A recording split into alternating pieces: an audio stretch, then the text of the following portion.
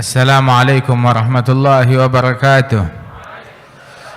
Alhamdulillah wassalatu wassalamu ala sayyidina Rasulillah Sayyidina Muhammad bin Abdullah wa ala alihi wa sahbihi wa mawalah. Ma ba'd.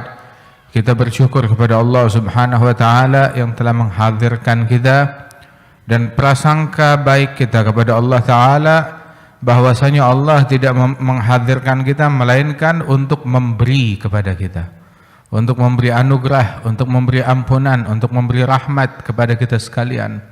Sebab Allah taala berfirman di dalam Al-Qur'an, ana inda dhanni 'abdi bi falyadhunna bi ma syaa.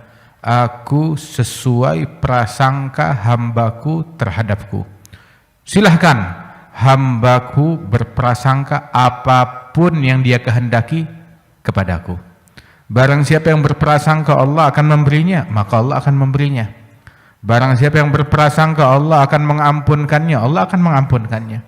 Barang siapa yang berprasangka Allah akan memudahkan urusannya, dimudahkan oleh Allah Ta'ala. Yang berprasangka Allah akan membantu, dibantu oleh Allah Ta'ala. Yang berprasangka Allah Subhanahu wa taala akan mengangkat derajatnya, maka diangkat derajatnya oleh Allah Subhanahu wa taala. Sebab prasangka baik kepada Allah adalah amalan yang paling afdal. Enggak ada yang lebih afdal daripada amalan ini. Khoslatan laisa fawqahuma syai'un minal khair. Dua perkara, enggak ada yang lebih baik daripada dua perkara ini. Husnudzan billah wa husnudzan biibadillah. Dua perkara enggak ada yang lebih baik daripada dua perkara ini.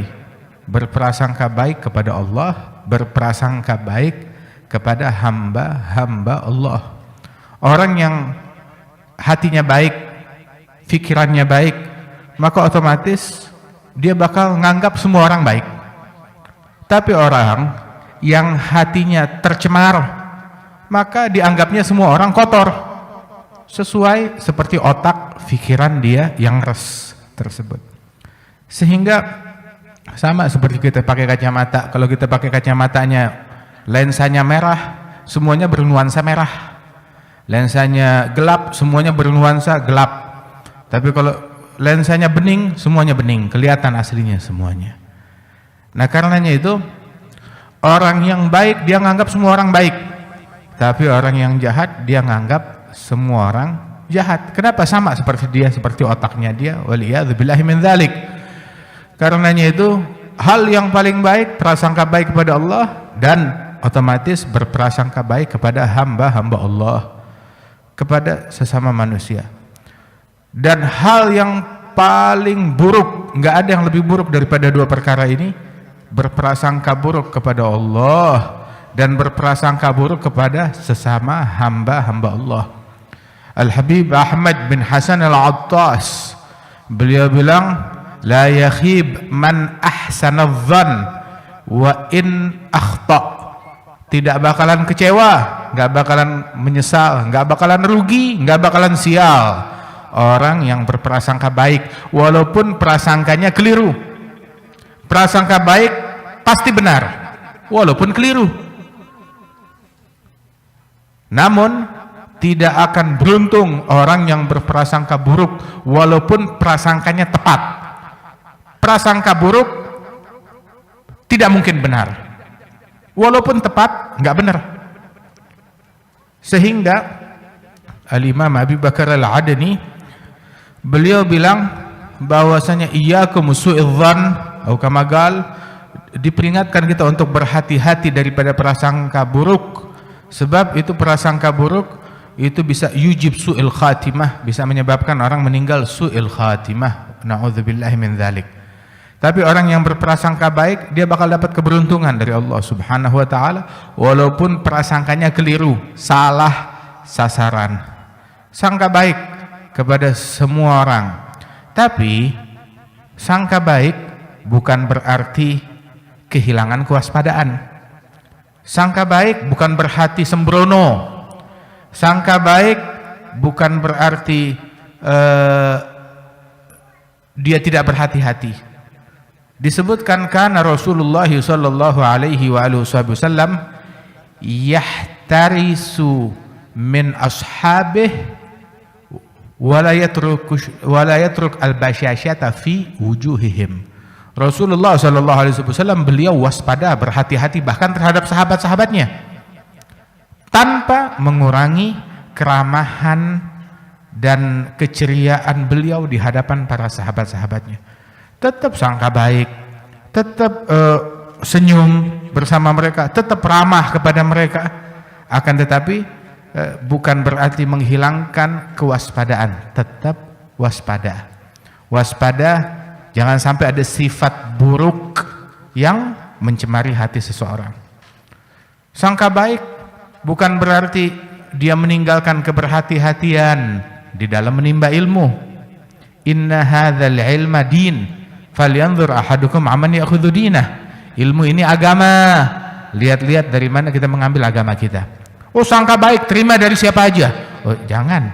Sangka baik maknanya dia berhati-hati juga di dalam menimba ilmu, mengambil ilmu dari sumbernya yang benar, dari sanadnya yang tepat, sebagaimana diajarkan oleh Rasulullah sallallahu alaihi wasallam.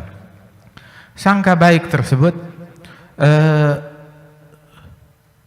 difirmankan oleh Allah Subhanahu wa taala, khudhu hidrakum, ambil kewaspadaan kalian.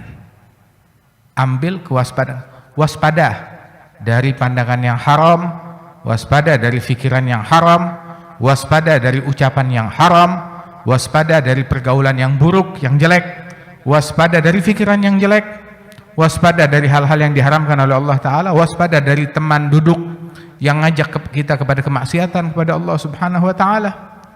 Walaupun kita diperintahkan untuk sangka baik, bukan berarti kita boleh duduk dengan sembarang orang tanpa kita meneliti bagaimana keadaan orang tersebut, sebagaimana disebutkan oleh Rasulullah sallallahu alaihi wasallam, al-mar'u min jalisih, al-mar'u ala dini khalilih. Seseorang dinilai dari teman duduknya. Disuruh berhati-hati. Falyanzur ahadukum man yukhalil, man yujalis. Hati-hati dengan siapa kita duduk. Tanpa mengurangi sangka baik kita kepada semua orang. Bil musliminal kul ahsinudz dzan. Berprasangka baiklah kepada semua muslim. Wa in kana nagi, walaupun orang itu tukang maksiat. Loh, sangka baik walaupun dia tukang maksiat? Iya. Maknanya sangka baik kepada tukang maksiat, berprasangka bahwasanya kelak dia bakalan taubat kepada Allah Subhanahu wa taala. Kelak dia bakal mencapai kewalian tinggi di sisi Allah Subhanahu wa taala. Bukan sangka baik kepada tukang maksiat, kita ngikut kepada dia, bermakmum kepada dia. Tidak. Berprasangka baik kepada orang yang tukang maksiat, husnudzan, kali suatu saat dia bakalan taubat, mencapai derajat yang tinggi di sisi Allah Subhanahu wa taala. Kan al-Imam Abi Bakar Al-Adani, Ibn al-Imam Al-Idrus, Abdullah Al-Idrus bin Abi Bakar Al-Sakran, Ibn al-Imam Abdurrahman Al-Saggaf. Itu beliau ini Al-Imam Abi Bakar Al-Adani, dia izin kepada ayahnya mau dakwah ke tempat yang jauh, keluar kota. Maka ayahnya bilang, kamu mau dakwah tapi kamu sudah layak atau belum? Bilangnya, kita belajar mau dakwah. Bilang, jika demikian coba bawakan kepada saya orang yang derajatnya lebih hina dari engkau. Baik, kata beliau. Dia berpikir, kalau guru-guru saya jelas mereka lebih mulia dari saya, mereka senior saya. Adapun rekan-rekan santri yang seperti saya, maka mereka lebih baik dari saya, sangka baik saya, mereka jelas insya Allah lebih baik dari saya nggak bisa mencapai seperti mereka. Maka dia lihat kepada murid-muridnya yang pernah ngaji, yang pernah berguru kepada beliau. Terus dia berpikir, nah mungkin ini mereka lebih rendah dari saya derajatnya. Kemudian dia berpikir, enggak juga. Mereka para santri menuntut ilmu, malaikat menghamparkan sayapnya untuk dipijak oleh mereka. Bagaikan permadani. Orang-orang penuntut ilmu berjalan di atas, bukan permadani merah, di atas sayapnya malaikat. Siapa yang bisa menyaingi derajat mereka? Saya nggak bisa. Murid saya lebih mulia dari saya. prasangka beliau ini. Akhirnya dia berpikir, tukang maksiat, saya nggak pernah maksiat, tapi dia berpikir, tukang maksiat kalau dia taubat dia mencapai derajat di sisi Allah Subhanahu wa taala. Innallaha yuhibbut tawwabin wa yuhibbul mutatahhirin. Sedangkan saya maksiat nggak berasa diri saya maksiat. Kesombongan hati, kesombongan dan lain sebagainya. Maka dia beranggapan mereka pun lebih mulia dari saya. Hingga dia berpikir, kalau begitu orang kafir lebih hina dari saya. Dia mau bilang gitu ke bapaknya. Dia berpikir sekarang mereka lebih hina dari saya sekarang, tetapi itu nggak membuktikan kalau saya lebih mulia dari mereka. Sebab baik buruknya seseorang, mulia atau hinanya seseorang bukan dibuktikan sekarang, tetapi saat dia meninggal dunia. Yang sekarang kafir, barangkali suatu saat kelak dia dapat hidayat, masuk Islam, meninggal dalam Islam. Tapi saya nggak menjamin kalau diri saya kelak akan meninggal dunia dalam keadaan Islam. Dia nggak menjamin, nggak berani. Siapa yang bisa menjamin diri dia bakal meninggal dalam keadaan Islam? Makanya saya nggak berani jamin saya lebih baik dari dia kelak hari kiamat. Khalas. Akhirnya dia pulang menghadap ayahnya. Dia berpikir, saya gagal melaksanakan misi saya, menemukan orang yang lebih hina dari saya. Saat mau pulang ke rumahnya, dia lihat di jalan ada seekor anjing yang sudah meninggal, yang sudah mati menjadi bangkai. Dia bilang, ini lebih hina dari saya, anjing yang sudah jadi bangkai. Dia berpikir tadi mau ambil tali, mau diikat, mau diseret, bawa ke hadapan ayahnya, ini lebih hina dari saya. Baru dia berpikir begitu, dia bilang, enggak juga. Sekarang mungkin manusia, ya sekarang kita bisa bilang lebih mulia dari anjing, tetapi besok hari kiamat, kalau orang yang bertakwa, yang taat kepada Allah Subhanahu wa taala, dia masuknya kembalinya ke surganya Allah taala. Adapun orang yang maksiat kepada Allah, yang dimasukkan ke dalam api neraka, maka dia lebih hina dari anjing, sebab anjing tidak masuk neraka, kembalinya menjadi tanah. Maka dia cerita kepada ayahnya, "Abah, saya gagal." Oh, gagal bagaimana? Dia ceritakan. Bahkan anjing pun saya nggak berani bilang diri saya lebih mulia daripada bangkai anjing, kata beliau. Maka sang ayah berkata, sekarang baru kamu pantas untuk berdakwah. Orang mau dakwah harus punya pikiran kayak begini. Selama dia beranggapan saya lebih mulia, saya punya, saya hebat, saya berilmu, saya soleh, saya alim, saya guru, saya ustadz, maka orang macam begini jangan diharap yang kayak begini. Namun syuyukh, guru-guru yang kita kenal nggak pernah menganggap dirinya lebih mulia bahkan daripada murid-muridnya sendiri. Di antaranya disampaikan oleh guru kami Al-Habib Umar bin Muhammad bin Salim bin Hafidh.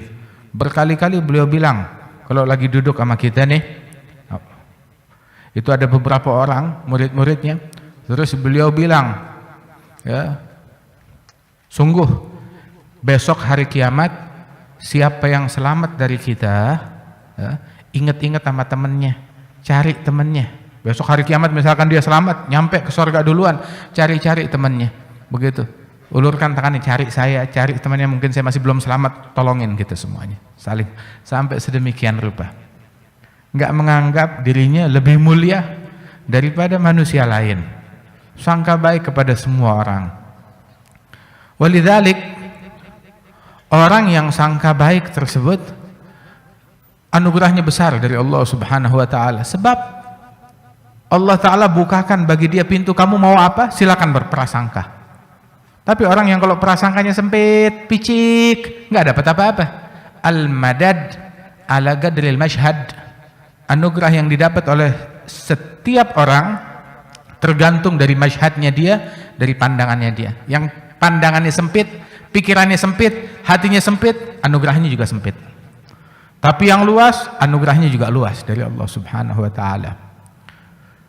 Husnudzan, sangka baik kepada orang. Apalagi sangka baik kepada orang-orang solihin yang dimuliakan oleh Allah Subhanahu wa taala.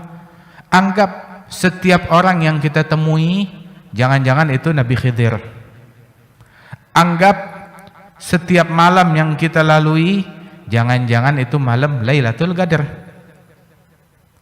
Anggap setiap saat, setiap jam yang kita lalui, jangan-jangan ini saat dan jam dikabulkannya doa.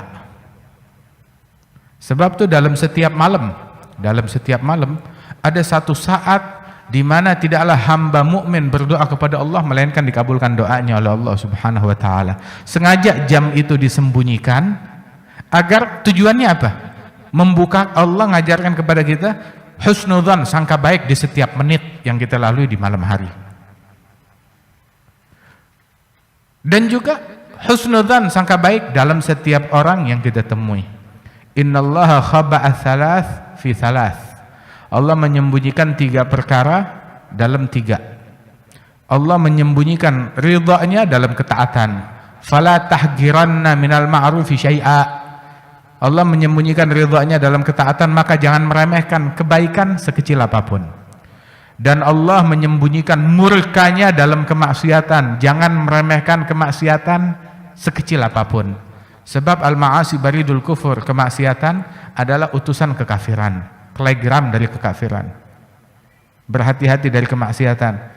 Terkadang sampai dikatakan oleh para ulama, inna rajul la yuhram inda mautih min nutqi bi syahadatain bisababi nadhari haram lam yatub minhu. Seseorang akhir hayatnya seringkali nggak bisa mengucap 2 kalimat syahadat gara-gara pandangan yang haram yang dulu dia lakukan di dunia, dan dia belum bersempat bertaubat daripada pandangan yang haram tersebut. Jangan meremehkan yang haram sekecil apapun. Dan juga Allah menyembunyikan khaba'a sirrahu fi ibadih. Allah menyembunyikan sirnya, rahasianya di dalam hamba-hambanya. Maka jangan sekali-kali meremehkan hamba-hamba Allah Subhanahu wa taala. Wa kam khafi fin nasi min miskini gadim tala min safwatil yagini wa hana bainan nas dzu timraini wa huwa ladal haqqi azimun ali fa inna faidha fadlihi fin nasi jalla 'anit tagyidi wal qiyasi turuguhu bi'adadil anfasi wajuduhu jarin bi kulli hali falaysa yakhtassu bi dhi ansabi wala bi ahlil jiddi wal aksabi bal faydu fadlin mun'imi wahhabi fihi nisa yagsumna karijali. Anugerahnya Allah Subhanahu wa ta'ala itu demikian luas. Berapa banyak orang yang tersembunyi dalam khalwatnya, kelihatannya dia miskin, kumuh, pakaiannya jelek, kotor, dekil, akan tetapi dia di mata Allah Subhanahu wa ta'ala agung, mulia. Nabi bilang di dalam hadis, rubba ash'ath aghbar madfu' bil abwab law aqsam 'ala Allah la abarahu. Barangkali orang yang kelihatan miskin, kotor, kalau datang ke pintunya orang udah berpaling dari dia, pura-pura nggak ada. Jangan bilang saya ada, usir. Namun orang yang kelihatannya remeh, manusia menjauh dari dia, seandainya dia berucap sesuatu, ucapan yang keluar dari mulutnya langsung kontan dikabulkan oleh Allah Subhanahu wa ta'ala. Subhanallah. Namun kelihatannya dekil, miskin, tetapi hatinya dipenuhi dengan sifat yakin kepada Allah Ta'ala. Di antaranya Uwais Al-Qarni, Sayyidina Uwais Al-Qarni. Itu orang-orang kampungnya bilang, hadza majnun, ini orang gila. Akan tetapi dia di mata Allah Subhanahu wa ta'ala wali min auliyaillah. Sampai dikatakan Uwais Al-Qarni, dia itu cari makanan di tumpukan sampah yang udah dibuang oleh orang. Dia cari situ ada makanan yang masih baik, diambil. Saat dia lagi cari makanan di tumpukan sampah, di sisi tumpukan yang lain ada seekor anjing nyari makanan. Itu anjing ngelihat dia, menggonggong dia. Dia bilang kepada anjing tersebut, antakul mimma yalik wa ana akul mimma yalini. Wahai anjing, kamu makan bagian yang dekat denganmu, saya enggak usir kamu. Saya makan bagian yang dekat dengan saya. Kita jangan saling mengganggu. Saya enggak bilang saya lebih mulia dari kamu atau kamu lebih mulia dari saya, tidak. Kalau saya lolos melewati sirat masuk ke dalam surga, baru saya lebih mulia dari engkau saat itu. Tapi kalau saya gagal melewati sirat, terjeblos dalam neraka, maka kamu lebih mulia dari saya. Salah seorang a'immatul madzahib ketika dia datang ke satu negeri disambut oleh para ulama-ulamanya. Berjalan di Arak, tahu-tahu depan dia ada seekor anjing berjalan di jalanan yang sama. Maka orang-orang ingin mengusir anjing tersebut. Dia bilang, jangan, anjing dan saya punya hak yang sama melewati jalanan ini. Saya nggak berhak mengusir dia, jangan ganggu. Subhanallah. Seperti itu prasangka mereka, seperti itu adabnya mereka. Sampai dikatakan, wa kam bihusnidzanni min imdadi gadnalaha man kana dzu rasyadi fi khamilin imamu haqqin hadi yaronahun nasu minal juhali. Berapa banyak berkat husnudzan anugerah Allah Ta'ala yang tercurah kepada seorang hamba. Berapa banyak seseorang yang dikiranya kecil, nggak ada harganya, akan tetapi dia dipenuhi dengan sifat yakin, dipenuhi dengan derajat yang tinggi di sisi Allah Subhanahu wa Ta'ala. Sebab anugerahnya Allah nggak bisa dibatasin dengan akal manusia, mau itu laki ataupun perempuan. Berapa banyak perempuan yang lebih baik dari 1000 laki-laki? Banyak. Oh, mentang-mentang laki-laki lebih mulia dari perempuan? Enggak juga. Anugerah Allah Subhanahu wa Ta'ala tidak dibatasi oleh gender. Hingga dikatakan bahwasanya kalau warisan lidzakari mithlu hadzil unthayain. Orang laki dapat bagiannya 2 kali lipat, double dari perempuan dalam asabah, dalam ta'sib. Tetapi dalam kewalian dan anugerah Allah Ta'ala, berapa banyak perempuan yang lebih baik daripada kaum laki-laki. Syekh Sultanah Az-Zubaydi itu putranya Imam Segaf berkata kepada dia, an-nagah turid an tusabik jimal. Onta betina masa iya mampu ngebalap onta jantan? Maksudnya wali perempuan mana bisa ngalahin wali dari kaum laki-laki, kata anaknya Imam Segaf. Maka Syekh Sultanah bilang kepada Imam Segaf, nujib au nata'addab, saya jawab ucapannya dia atau saya terima aja deh, bersikap adab kepada dia? Bilang jawab, katanya Imam Segaf. Maka dijawab oleh Syekh Sultanah, al-himil bil-himil wan nagah zad 'alaiha laban wal 'iyal. Antara onta betina dan onta jantan, yang bisa dipikul oleh onta jantan bisa dipikul oleh betina. Tetapi onta betina punya kelebihan apa? Dia ada air susunya dan juga dia punya anak, bisa melahirkan. Onta jantan punya apa? Katanya beliau begitu, Masya Allah. Karenanya itu, karena Rabi'ah al-Adawiyah itu dia gali kuburannya, dia gali lubang tempat dia akan dikuburkan kelak. Tiap hari dia ke lubang kuburan tersebut, dia baca Quran. Hingga akhirnya dia berhasil menghatamkan Quran di masa hidupnya di dalam lubang kubur itu sampai 7.000 kali hataman Quran. Rabi'ah al-Adawiyah. Dan dia satu-satunya wanita yang melakukan itu. Al-Habib Ahmad bin Muhammad al-Mahdar, anaknya yang di Surabaya tuh, Al-Habib Muhammad bin Ahmad. Nah, ini ayahnya dia, Ahmad bin Muhammad bin Alwi al-Mahdar. Itu beliau juga melakukan hal yang sama. Sampai anaknya bilang, "Abah, kenapa kamu lakukan hal ini? Kita kalau ada tamu malu." "Mana abahmu?" Abah di dalam lubang kubur. Kita malu ngomongnya." Dia bilang, "Saya ini baca di kitab bahwasanya Rabi' al-Adawiyah dia menghatamkan Quran di kuburannya 7.000 kali selagi dia hidup. Saya nggak lihat ada wali manapun baik laki atau perempuan yang melakukan ini kecuali dia. Ini rekor ini baru hanya bisa dipegang oleh kaum wanita." Oh, saya nggak terima. Masa iya laki-laki kalah? Hingga beliau menghatamkan Al-Quran 1 kali, 2 kali, 3 kali di lubang kuburnya. Hingga akhirnya dia bilang sama anaknya, "Alhamdulillah, akhirnya sekarang saya memecahkan rekor tersebut, 7.000 kali hatam." Sama seperti Rabi' Adawiyah. Anaknya bilang, "Cukup kalau begitu." Oh, nggak bisa, masa kita sama, harus lebih. Dilebihkan hingga beliau menghatamkan 8.000 kali hataman Al-Quran. Subhanallah.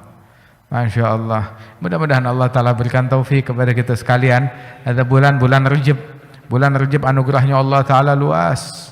Bulannya istighfar, bulannya Allah, bulan memperbaharui hubungan kita dengan Allah Subhanahu wa Ta'ala. Malam-malam Rajab, malam dikabulkannya doa, malam anugerah, perbagus prasangka kita kepada Allah Subhanahu wa Ta'ala. Ya, mudah-mudahan berapa banyak di bulan Rajab orang yang melalui bulan Rajab, bulan Sya'ban, bulan Ramadan, enggak disangka, enggak berlalu bulan-bulan yang mulia ini, melainkan dia telah mencapai jenjang-jenjang kewalian tinggi di sisi Allah Subhanahu wa Ta'ala. Adapun orang yang pikirannya ngeres, yang pikirannya kotor, ya masih segitu-segitu aja, masih segitu-segitu aja, enggak ada husnudzannya kepada Allah, kepada para aulia, kepada para salihin, kepada para ulama. Mudah-mudahan Allah Subhanahu wa Ta'ala berikan anugerah kepada kita sekalian. Majelis ini makin makmur, sahibul bait diberikan keberkahan oleh Allah Subhanahu wa Ta'ala. Allah yaktub lana lakum al khairat wal masarat wa taufiq wa salah wal fawz wal falah على هذه النية ونكنة صالحة جامعة للخير الدنيا والآخرة دافعة من كل شر جالبة لكل خير وإلى حضرة النبي محمد صلى الله عليه وآله وسلم بسر الفاتحة.